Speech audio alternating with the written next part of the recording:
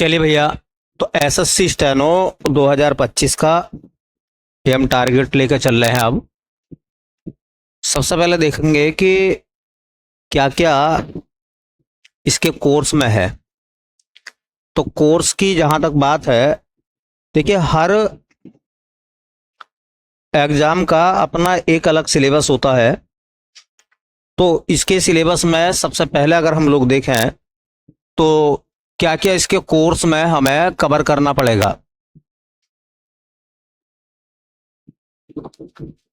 अब होता क्या है कि हम लोग जो है जब तैयारी करते हैं,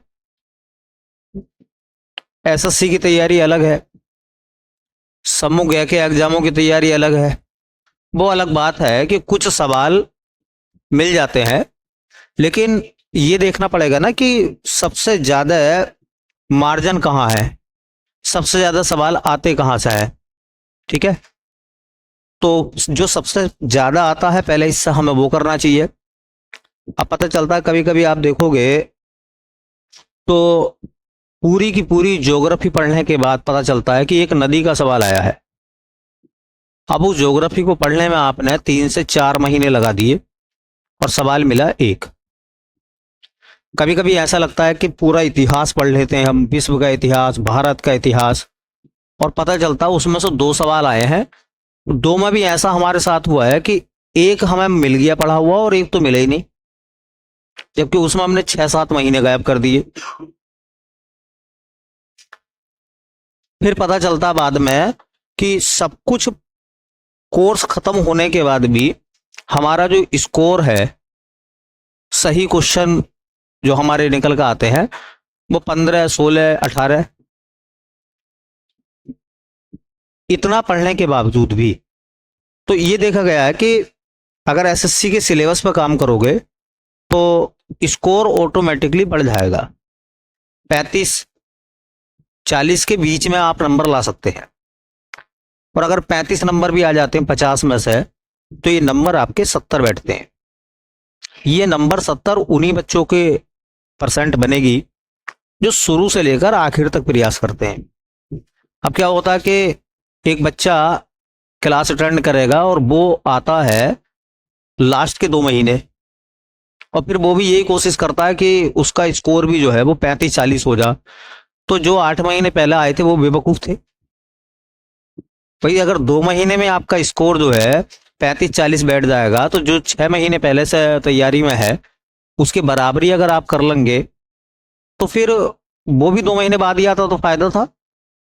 तो जो शुरू से क्लास अटेंड करेगा और आखिर तक चलेगा, ये तय बात है। अभी भी एग्जाम हुए हैं, कई सारे बच्चे ऐसे हमें मिले जिनके 32-34, एक के 39 भी हैं। ऐसे बच्चे भी हैं जिन्होंने 39 भी करेक्ट करे हैं।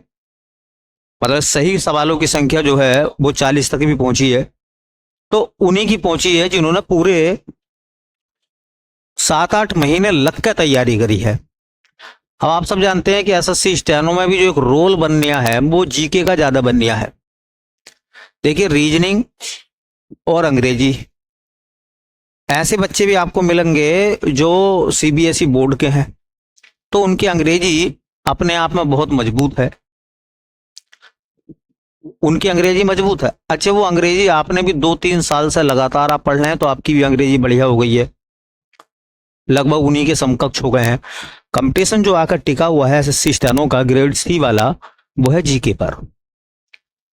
जो जीके में 35-40 के बीच में स्कोर बनाएगा वो ग्रेड सी में सेलेक्ट होगा। ग्रेड सी में सेलेक्ट होने के लिए जीके पे वैसे ही काम करना पड़ेगा जैसा आप काम अंग्रेजी के लिए करते हैं।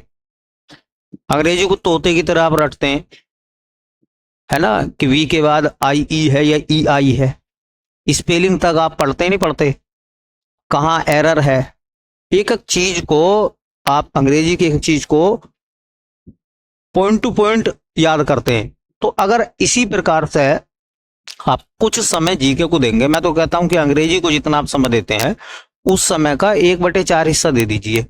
अगर अंग्रेजी को 4 घंटे आप लोग पढ़ते हैं स्टेनो के लिए, तो वही 1 घंटा तो जीके का भी बनता है। अगर जीके को 1 घंटा घर पर डेली देंगे और कोर्स के अकॉर्डिंग चलेंगे तो आपका स्कोर 35 और 40 के बीच आ जाएगा। अब ये देखेंगे कि पढ़े तो क्या पढ़े। आप सब लोग जानते हैं कि सबसे पहले आप कहीं भी देख लो एसएससी का पेपर, उसमें जो कल्चर है, संस्कृति है,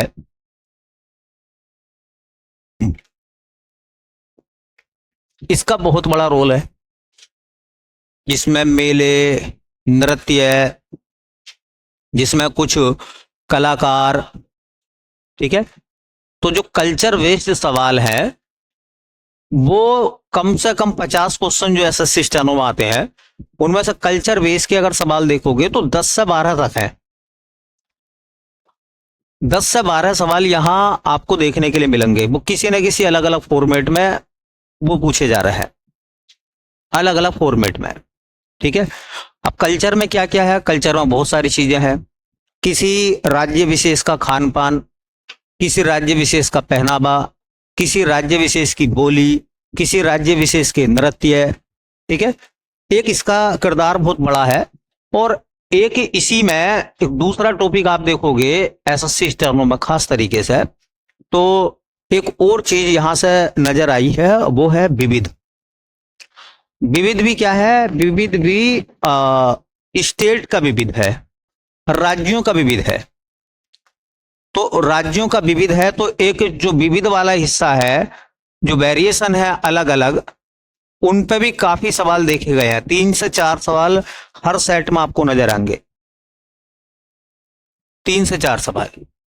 और एक स्टेट, राज्य की विशेषता, तो राज्य की विशेषता वो विविध में ही हो जाएगी और संस्कृति हो जाएगी, ठीक है। एक आप देखेंगे, एक तीसरा टॉपिक है कि 1 या 2 सवाल, अब वो करंट बेस्ड होते हैं, है ना, करंट पर होते हैं, लेकिन खेल जगत के होते हैं।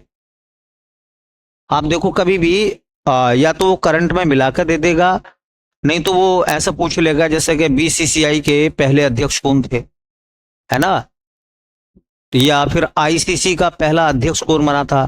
तो ये विविध है और खेलों का विविध है। कोई खेल संस्था पूछ लेता है, ठीक है। तो खेल जगत के सवाल भी जो है वो इसमें मेंशन हम लोग करेंगे, खेल जगत, खेल जगत के सवाल है, ठीक है। उसके बाद में अगर हम देखें तो एक हिस्सा जो हमें नजर आएगा वो इंडियन कॉन्स्टिट्यूशन, एक ऐसा विषय है भारतीय संविधान के, अगर 50 नंबर का जीएस है तो उसमें से 3-4 सवाल जो है बढ़ भी रहे हैं, 5 भी हो जाते हैं। अगर वो ज्योग्राफी और इतिहास के हिस्से को कम करेगा तो संविधान के सवाल बढ़ा देता है। लेकिन हाँ, एक बात तो जरूर है कि सभी विषयों में संविधान का जो रोल है वो बड़ा है। तो इंडियन कॉन्स्टिट्यूशन के सवाल जो पूछे जाते हैं वो हर पेपर में आपको एसएससी स्टेनो में देखने के लिए मिलेंगे। उसके बाद में परंपरागत विषय शुरू हो जाते हैं, ठीक है। उन विषयों में भी जो समसामयिकी है, जिसको हम करंट अफेयर्स कहते हैं, ये उन विषयों से ज्यादा है। अब पहले एक दौर था कि करंट के सवाल 50 में से 3-4 पूछता था। अब जब से ऑनलाइन एग्जाम हुए हैं तो करंट के सवाल बढ़ गए हैं और करंट एसएससी तकरीबन 1 साल पीछे का देता। आपने 24 का पेपर दिया है तो 22-23 के सवाल करंट में आपको दिखाई दिए होंगे। अब 25 का पेपर देंगे तो आपको 23-24 का करंट मिलेगा। अब जो बच्चा 25 की तैयारी कर रहा है वो 23-24 का करंट कहां से लेकर आएगा? वो तो 25 का याद करेगा ना, इसलिए वो करंट के सवाल उसके गलत हो जाते हैं और वो उसका एक मार्जिन है, ठीक है। तो समसामयिकी, फिर उसके बाद में हम बात करेंगे ज्योग्राफी की। ज्योग्राफी में एक चीज देखी जा रही है, देखिए पूरा भूगोल पढ़ने की जरूरत नहीं है मेरे हिसाब से। मैंने देखा है एसएससी स्टेनो के या एसएससी के जो एग्जाम हुए हैं उन एग्जामों में 2-3 जगह से सवाल पुटअप हुए हैं। एक नदी का सवाल आता है और वो नदी आ रही छोटी छोटी, कि ये नदी किसकी सहायक नदी है, ठीक है, या प्रॉपर ये नदी किसी स्टेट में बहती है। तो ज्यादातर सवाल ज्योग्राफी पे वो आकर टिक गया है, वो भी नदियों पर, वो भी नदियों पर आकर टिक गया है, या कोई बांध पूछ रिया है, ठीक है, पहले अलग तरीके के सवाल थे, अब नहीं। अगर 3-4 क्लास ज्योग्राफी की बना लें तो उन्हीं में से सवाल हमारा मिल जाएगा। पूरी 3-4 महीने ज्योग्राफी पढ़ने की जरूरत ही नहीं है। ठीक है, इसके बाद में हम देखेंगे इतिहास।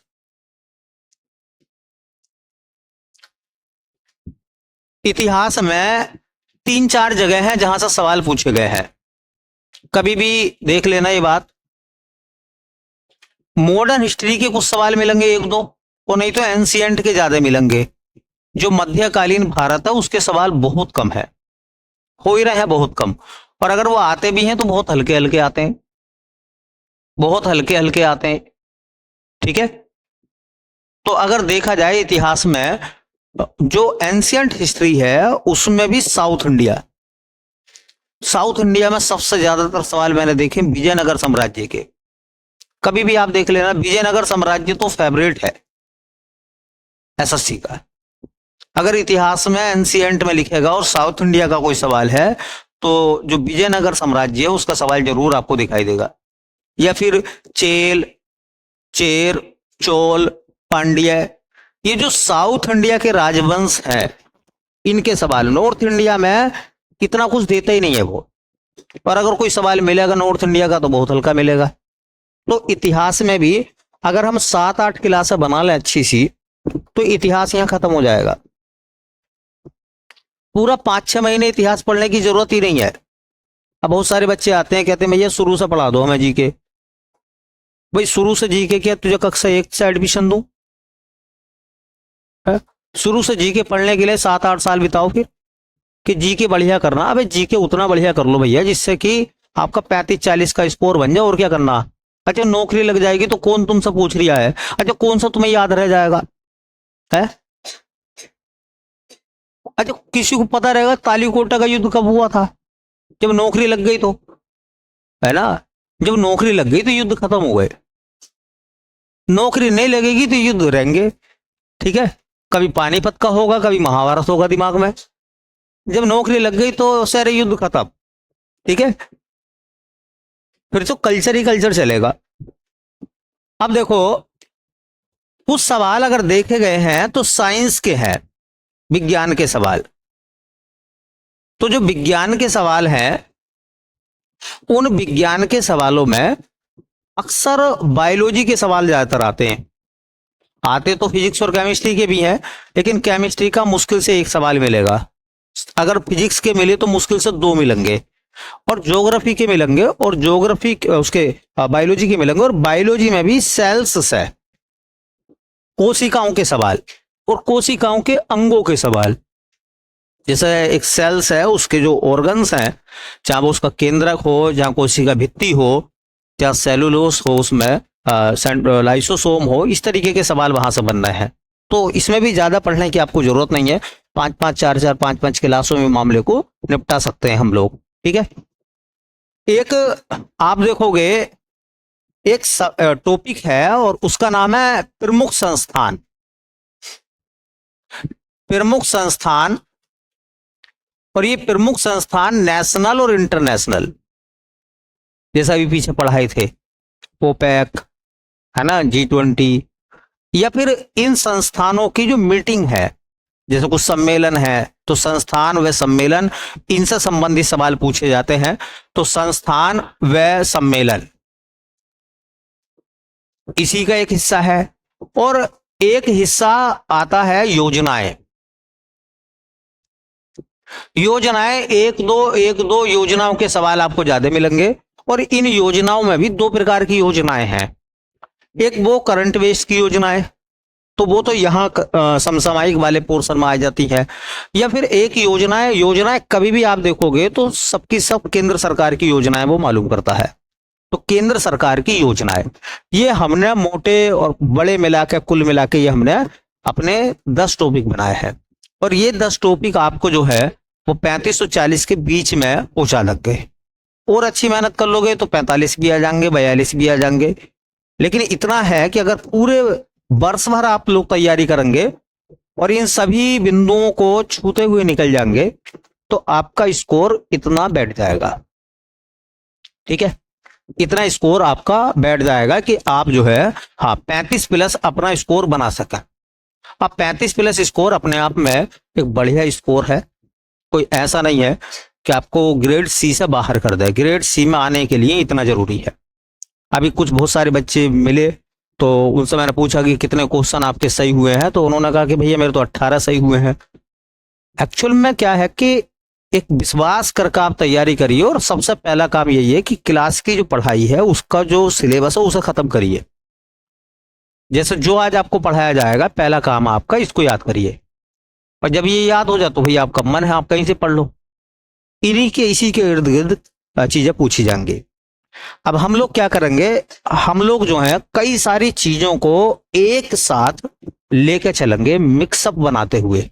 जैसा हम लोग जो है संस्कृति वाला हिस्सा, विविध का हिस्सा, स्टेट का विविध, ठीक है, और उस स्टेट के अंतर्गत आने वाली कुछ संस्थान, नृत्य, मेले, त्योहार, ठीक है, ये सब मिलाकर हम स्टेट वाइज चलेंगे। हम लोग क्या करेंगे, एक स्टेट पकड़ेंगे, उस स्टेट की जो जो बातें एग्जामिनर मालूम कर सकता है या उससे उस एग्जाम से उस स्टेट से संबंधित चीजें हमें याद होनी चाहिए, तो पहले हम जो है 28 राज्य और 8 केंद्र शासित प्रदेश खत्म करेंगे। उनकी राजधानी, उनका विविध, उनके नृत्य, उनके मेले, उनके त्योहार, उनका पहनावा, उनकी भाषा, ठीक है, उनके संस्थान, वहां पर पाए जाने वाले मंदिर, मस्जिद, है ना, कोई दरगाह, कुछ भी इस तरीके की बात अगर उस स्टेट में है तो पहले हम अपना स्टेट कवर करेंगे। और अगर आपने ये स्टेट वाला हिस्सा कवर कर लिया, इसी में स्टेट के जो खिलाड़ी होंगे उनकी भी बात, तो अगर ये वाला हिस्सा आप लोगों ने खत्म कर लिया तो मैं समझता हूं कि आपने 15 से 17 नंबर का जीके कवर कर लेंगे आप। 15 से 17 क्वेश्चन जो है वो इसी के इर्द गिर्द आते हैं, राज्य विशेष से। तो पहले हम लोग जो है राज्य विशेष लेके चलेंगे। और कभी कभी तो ऐसा भी देखा गया है कि करंट को छोड़ के बाकी पूरा का पूरा पोर्शन राज्य विशेष भी होता है। जैसे कि जब हम कोई राज्य पढ़ेंगे तो उस राज्य की ज्योग्राफी भी हम लोग पढ़ेंगे। जैसे कि मान लो आप तेलंगाना पढ़ रहे हैं तो तेलंगाना राज्य के मेले, नृत्य, त्योहार, विविध, ये सब आ जाएगा। प्रशासन वहां का आ जाएगा, मुख्यमंत्री कौन है, गवर्नर वहां पर कौन है, राजधानी उनकी क्या है, ये सब उस राज्य के अंतर्गत चीजें आ जाएंगी। उसी में हम तेलंगाना पढ़ेंगे तो तेलंगाना की ज्योग्राफी भी उसी में आ जाएगी। उसी में हम लोग पढ़ेंगे तो तेलंगाना की ज्योग्राफी में तेलंगाना से गुजरने वाली नदियां हो जाएंगी। उसी के अंतर्गत हम पढ़ेंगे तो तेलंगाना का इतिहास भी हो जाएगा, खास खास चीजें। तो इतिहास का जो विशेष वाला हिस्सा हम पढ़ेंगे उसे पढ़ने के लिए कुछ ज्यादा बचेगा ही नहीं। आपको लगेगा कि ये बात तो पहले हमने पढ़नी है, स्टेट में पढ़नी है। जैसे कोई राजा हुआ है, उसकी कुछ बातें हैं, या वहां पर कौन से तीर्थ स्थल हैं, कौन कौन से मंदिर हैं, क्या क्या, तो वो सब कुछ स्टेट में आ जाएगा। तो बहुत बार ये देखा गया कि स्टेट अगर आपने अच्छे से कवर कर लिए, स्टेट को अगर आपने अच्छे से कवर कर लिया तो समझ लीजिए 25 से 30 सवाल तक भी फंस जाते हैं। स्टेट अगर अच्छे से कवर हो गए तो 25 से 30। भाई कोई मंदिर पूछा है ना, मान लो कोई मंदिर पूछा, उस मंदिर के बारे में आपने स्टेट में पढ़ लिया, बल्कि डिटेल में पढ़ लिया, भाई सबरीमाला मंदिर कहाँ है, मान लो एक सवाल तो ये आ गया। लेकिन जब आप केरल पढ़ रहे हैं और आपने केरल में ये मंदिर पढ़ लिए, किस धर्म के हैं, कब बने थे, किस राजा ने बनाया है, किस शैली में बना है, तो फिर अब विविध में पढ़ने के लिए बचे क्या फिर? अच्छा, केरल के इतिहास में और क्या बचेगा फिर? तो हम ये देख रहे हैं, हमने कई बार ये देखा है कि अगर स्टेट किसी बच्चे के अच्छे से तैयार हो जाते हैं, बहुत अच्छे से वो तैयार कर लेता है, तो कभी कभी वो 25 से 30 सवाल भी बना सकता है। 25 से 30 सवाल, क्योंकि ये सबका सब हिस्सा अगर करंट अफेयर छोड़ दिया जाए तो सबका सब हिस्सा उसी में आ जाता है स्टेट में। तो हम पहले कवर करेंगे स्टेट। स्टेट के खत्म होने के बाद में हम लोग फिर शुरू करेंगे छोटे छोटे पॉइंट, क्योंकि ये जो है बाकी चीजें मेरी नजर में बहुत छोटी हैं। ये इतिहास, भूगोल, संविधान, ये तमाम चीजें बड़ी नहीं है, ये सब छोटी चीजें हैं। ठीक है, तो फिर स्टार्ट करते हैं पहले वाले हिस्से से। और हाँ, एक बात का ध्यान ये रखना कि आप लोग जब ये सोच कर आए हैं तो फिर आप लास्ट तक प्रयास करें, कोई छुट्टी ना करें, है ना, क्योंकि कंटिन्यूटी जो है वो आपको कामयाब बनाती है।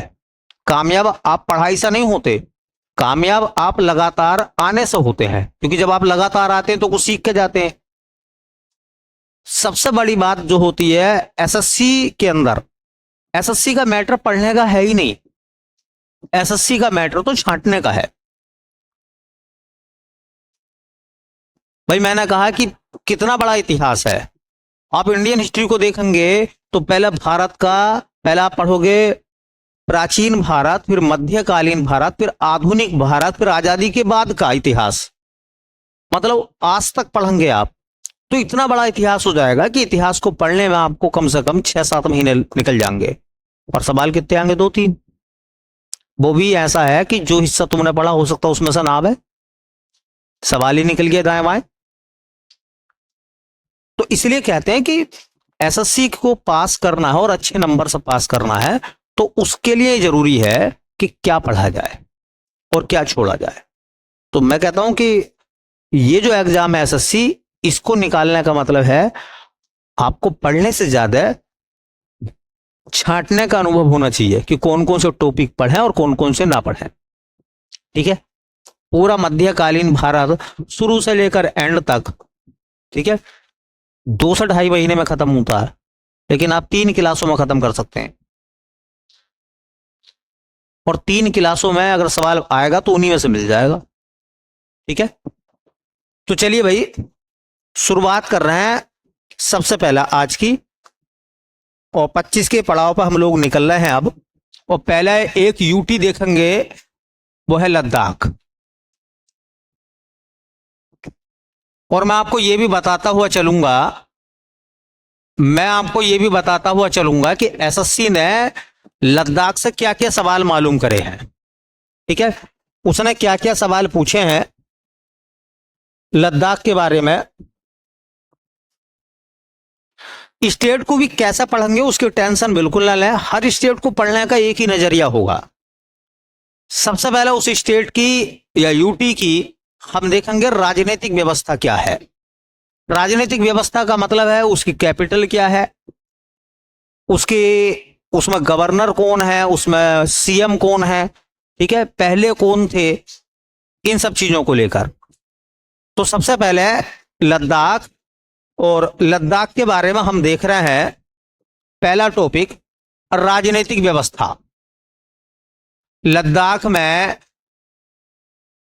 राजनीतिक व्यवस्था,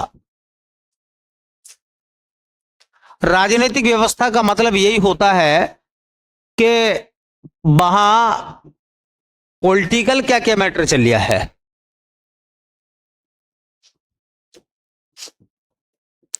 अब जो है एक सवाल पूछा गया, देखो राजनीतिक व्यवस्था का सवाल है, और सवाल यह आपसे पूछा जाता है कि लद्दाख केंद्र शासित प्रदेश कब बना। लद्दाख को केंद्र शासित प्रदेश कब बनाया गया? तो आपने ये तो सुना होगा 31 अक्टूबर 2019 को, सुना ना। लेकिन एसएससी ने जो सवाल पीछे मालूम करा वो ये था कि किस अधिनियम के तहत लद्दाख केंद्र शासित प्रदेश बना। उसमें ऑप्शन ये था कि जम्मू कश्मीर राज्य पुनर्गठन अधिनियम 2019, लद्दाख राज्य पुनर्गठन अधिनियम 2019, सी में ऑप्शन में लिखा हुआ था लद्दाख व जम्मू कश्मीर पुनर्गठन अधिनियम 2019, और डी में लिखा हुआ है कि इनमें से कोई भी बात सही नहीं है। किस अधिनियम के तहत लद्दाख को केंद्र शासित प्रदेश बनाया गया?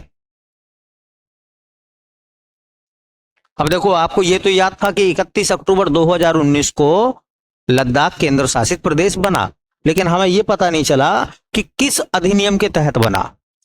तो एक होता गठन करना और एक होता पुनर्गठन करना। भाई गठन का मतलब बनाना किसी चीज को, पुनर्गठन का मतलब दोबारा बनाना। तो पहले जम्मू कश्मीर राज्य था, 2019 में जम्मू कश्मीर डिवाइड हो गया 2 हिस्सों में, एक बना जम्मू कश्मीर और एक रह गया लद्दाख। तो लद्दाख किससे अलग हुआ? तो फिर पुनर्गठन अधिनियम जम्मू कश्मीर का हुआ है या लद्दाख का हुआ है? भाई कौन सी चीज डिवाइड हुई? जैसा मैं तुमसे पूछूंगा कि बताओ उत्तराखंड का गठन किस अधिनियम के आधार पर हुआ, तो उत्तराखंड पुनर्गठन अधिनियम या उत्तर प्रदेश पुनर्गठन अधिनियम। जिस चीज से कोई चीज अलग होती है पुनर्गठन उसका होता है। तो अब अगर पूछेंगे कि उत्तराखंड किस अधिनियम के तहत बना, तो उसे हम कहते हैं उत्तर प्रदेश पुनर्गठन अधिनियम 2000 में बना ना। तो ऐसी जम्मू कश्मीर से ही तो अलग हुआ लद्दाख, तो पुनर्गठन जम्मू कश्मीर का होगा या लद्दाख का होगा? अरे भाई पुनर्गठन किसका होगा? पुनर्गठन लद्दाख का हुआ है गठन, लेकिन पुनर्गठन किसका हुआ है? जम्मू कश्मीर का। तो यह बात पूछी गई है, थोड़ा याद रख लेना। सवाल यह बनेगा, देखिए जम्मू कश्मीर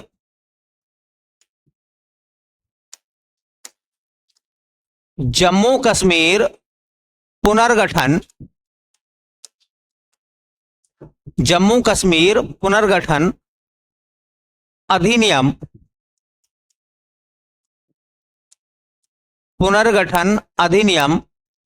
2019 के तहत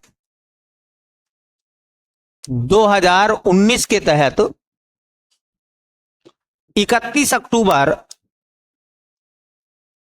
2019 को लद्दाख केंद्र शासित प्रदेश बना। लद्दाख केंद्र शासित प्रदेश बना।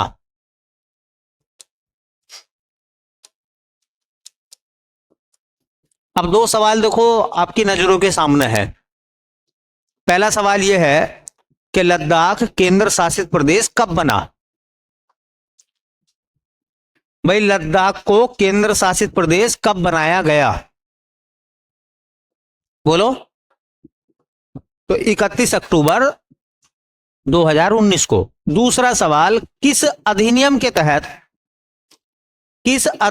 तहत लद्दाख केंद्र शासित प्रदेश बना? तो अधिनियम यह है जम्मू कश्मीर पुनर्गठन अधिनियम 2019। जम्मू कश्मीर पुनर्गठन अधिनियम 2019, ठीक है। तो किस एक्ट के तहत लद्दाख को केंद्र शासित प्रदेश बनाया गया? जम्मू कश्मीर पुनर्गठन अधिनियम 2019 के तहत। क्लियर होगी बात? जब जम्मू कश्मीर को अलग करके लद्दाख बनाया गया, तो भाई लद्दाख की राजधानी क्या बनी? लद्दाख की जो राजधानी बनाई गई वो है लेह। लेह एक शहर भी है, सिंधु नदी के किनारे पर है, ठीक है। और ये बताएंगे पूरा लद्दाख का लेह पढ़ाएंगे आपको, ठीक है। तो लद्दाख की राजधानी बनाई गई लेह।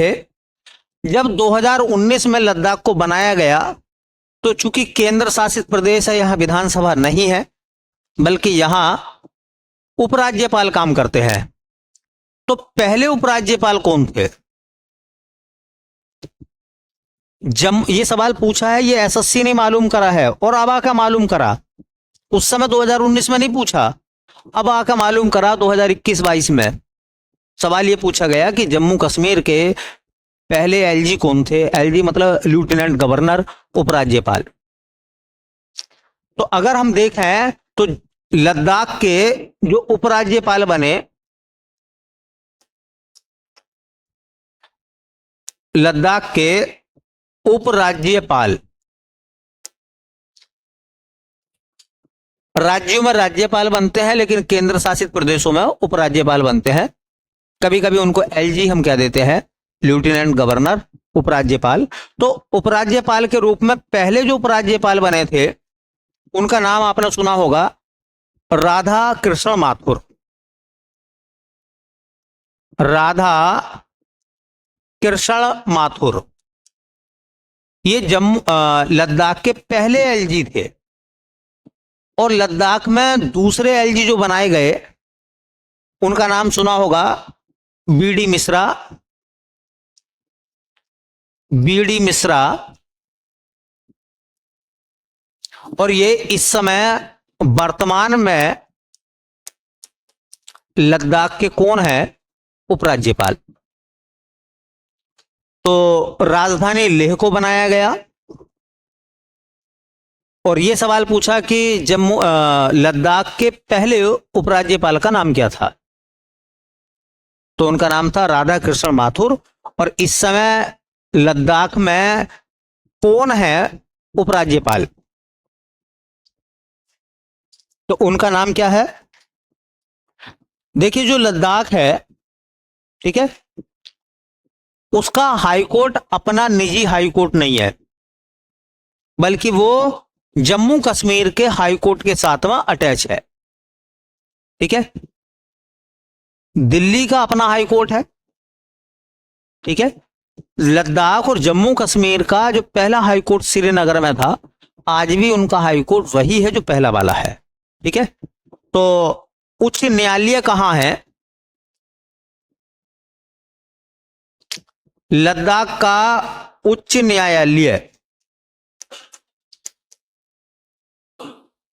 मतलब हाई कोर्ट, तो उसका नाम है भैया जम्मू कश्मीर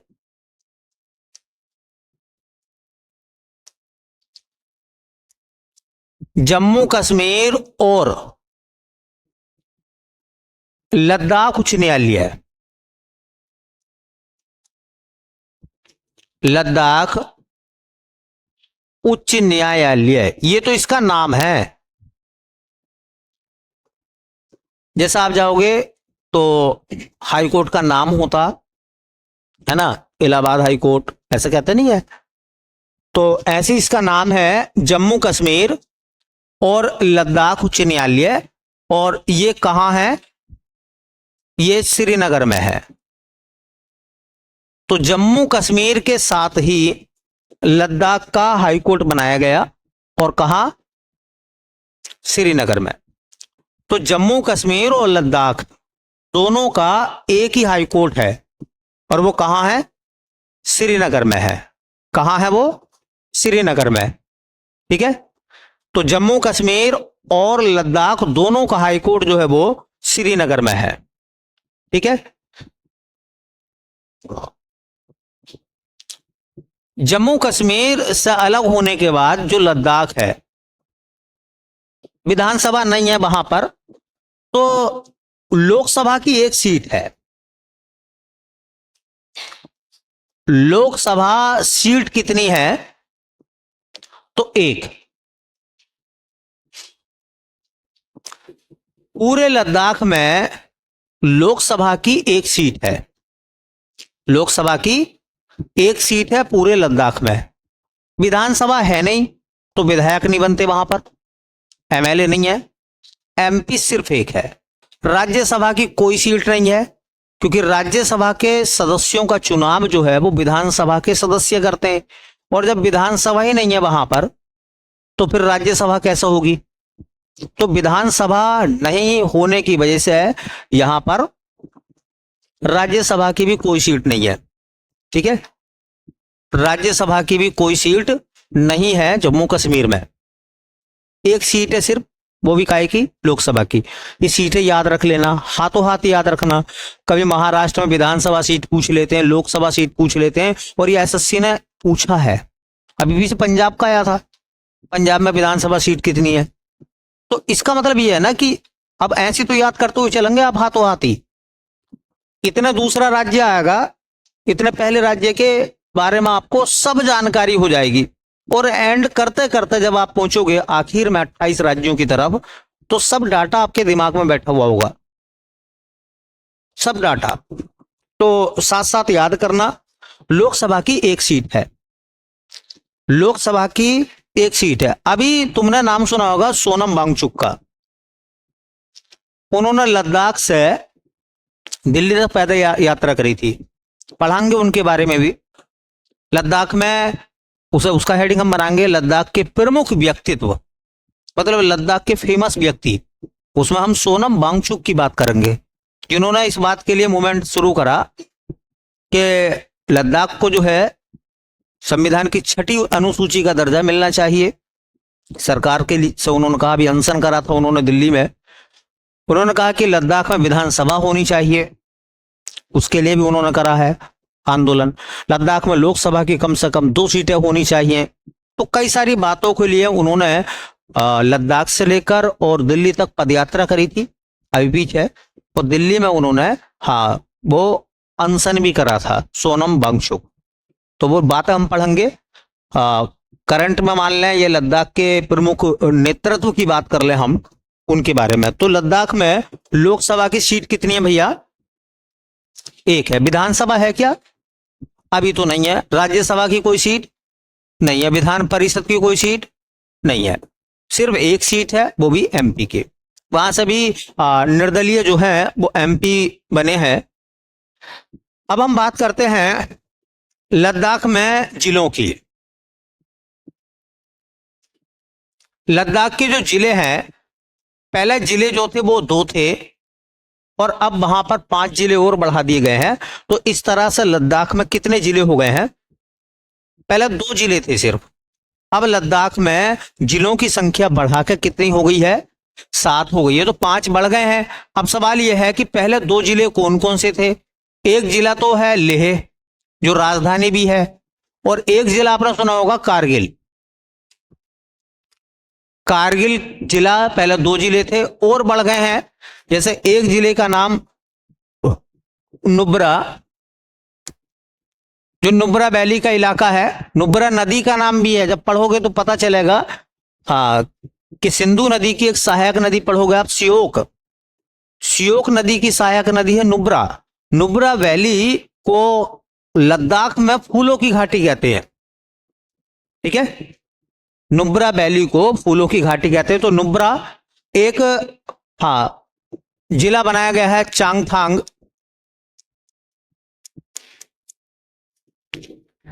एक जिला जांस्कर जिला है, जोंस्कर नदी भी है। एक जिले का नाम आएगा द्रास। द्रास को कहते हैं लद्दाख का प्रवेश द्वार, है ना, गेटवे और लद्दाख। एक शाम है,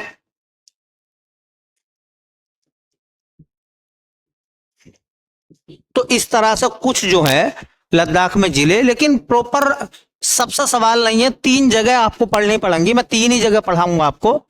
मैं आपको एक लद्दाख के लेह के बारे में पढ़ाएंगे, हम एक पढ़ाएंगे कारगिल के बारे में, नुब्रा वैली के बारे में जरूर पढ़ाएंगे क्योंकि नुब्रा वैली का सवाल आता है, और एक थोड़ा सा द्रास के बारे में पढ़ाएंगे।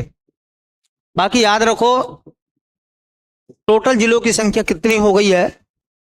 7। ये तो यहां का राजनीतिक ढांचा है। एक बार दोबारा देख लेते हैं। अभी मैंने क्या क्या पढ़ा है आपको। मैंने कहा कि लद्दाख केंद्र शासित प्रदेश कब बना? 31 अक्टूबर 2019 को। किस अधिनियम के तहत लद्दाख को केंद्र शासित प्रदेश बनाया गया? तो नाम क्या बोल रहे हैं आप? जम्मू कश्मीर पुनर्गठन अधिनियम 2019 के तहत। फिर मैंने पढ़ाया कि लद्दाख की राजधानी क्या है? लेह। फिर मैंने आपको बताया कि लद्दाख के उपराज्यपाल पहले वाले कौन थे और दूसरे कौन से हैं। इसका मतलब अभी तक 2 ही उपराज्यपाल बने हैं लद्दाख में। लद्दाख की जो मतलब हाईकोर्ट लद्दाख का, वो कहां है, किस नाम से है? वो जम्मू कश्मीर और लद्दाख उच्च न्यायालय श्रीनगर में है, दोनों का है।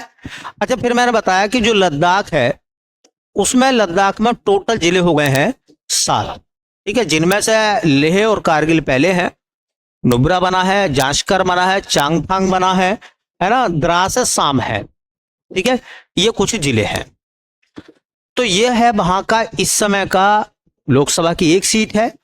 ये उस समय का वर्तमान का डाटा है वहां का लद्दाख का, जो राजनीतिक ढांचा वहां पर काम कर रहा है उसकी बात है। अब बात करेंगे लद्दाख के बारे में, और वो हो जाएगा हमारा दूसरा हेडिंग। हर चैप्टर में ऐसी हेडिंग बनाएंगे हम, लद्दाख की भौगोलिक स्थिति।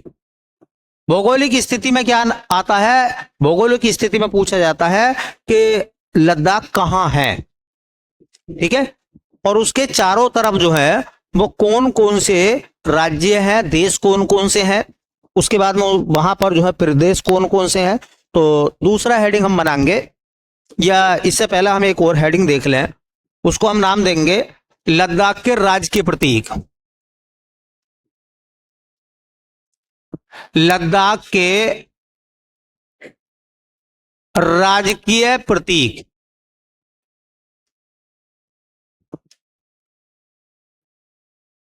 पता है, जब ये ऐसा सवाल पूछा जाता है कि बताओ असम का राष्ट्रीय पशु क्या है, तो दिमाग खराब हो जाता है कि यार असम का पूछ लिया, बताओ कल को केरल का पूछेगा तो कह रही मैं केरल का पूछूंगा, मैं मेघालय का पूछूंगा, मैं जम्मू कश्मीर का पूछूंगा, तुम्हें ज्यादा बुरा लग रहा तो मत आओ एसएससी में, हम तो पूछेंगे। तो ये चीजें प्रॉपर कैसे याद हो, कैसे याद हो, स्टेट वाइज याद हो जाएंगी, पता ही नहीं चलेगा आपको।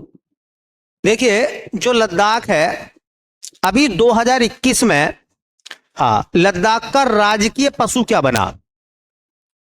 लद्दाख का राजकीय पशु,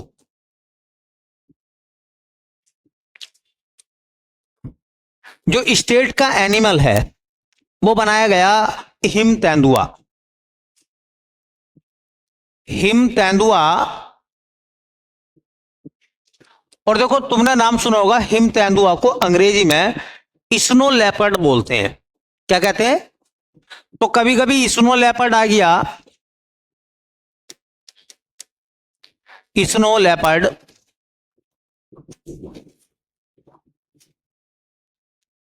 हिम तेंदुआ। तो लद्दाख का राजकीय पशु क्या है? हिम तेंदुआ है, और यह अभी बनाया गया है 2021 में।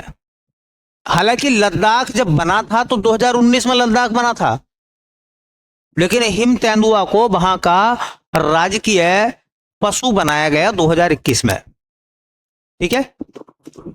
एक सवाल और याद रख लेना, कहते हैं विश्व हिम तेंदुआ की राजधानी, यहीं से मैं नोट करा देता हूं, उसको कहते हैं विश्व हिम तेंदुआ, विश्व हिम तेंदुआ की राजधानी,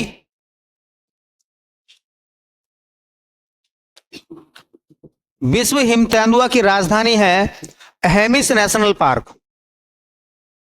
नाम तो सुना ही होगा, हेमिस नेशनल पार्क।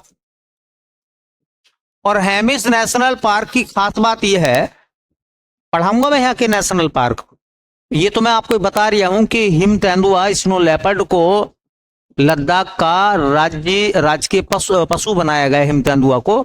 तो भारत के अंदर सबसे ज्यादा हिम तेंदुआ यहीं पर है।